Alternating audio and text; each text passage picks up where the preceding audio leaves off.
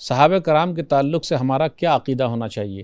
وہی عقیدہ ہونا چاہیے جس کا ذکر قرآن اور حدیث میں ہے، جس کا ذکر سلف صالحین نے کیا ہے۔ اور ہمارا عقیدہ یہ ہے کہ صحابہ کرام نبی صلی اللہ علیہ وسلم کے بعد، رسولوں اور نبیوں کے بعد سب سے بہترین لوگ ہیں۔ اس لیے اللہ نے کیا کہا؟ کنتم خیر امۃ اخرجت للناس تامرون بالمعروف وتنہون عن المنکر وتؤمنون باللہ۔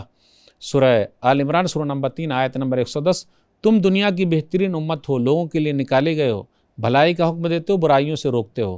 نبی صلی اللہ علیہ وسلم نے فرمایا، صحیح بخاری کتاب و فضائل اصحاب النبی حدیث نمبر 3650، خیر امتی قرنی، سب سے بہترین میری امت کے لوگ وہ ہیں جو میرے زمانے کے ہیں۔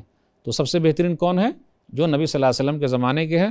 تو ہمارا یہ عقیدہ ہونا چاہیے کہ صحابہ کرام رسول اللہ صلی اللہ علیہ وسلم کے بعد، نبیوں اور رسولوں کے بعد سب سے بہترین انسان ہیں۔ ہمارا یہ عقیدہ ہونا چاہیے کہ جو فضائل، مناقب، خوبیاں قرآن میں ہے، حدیث میں ہے، اہل علم نے اپنے اقوال میں ذکر کیا ہے، ہم اس کو مانیں، ویسے ہی تسلیم کریں۔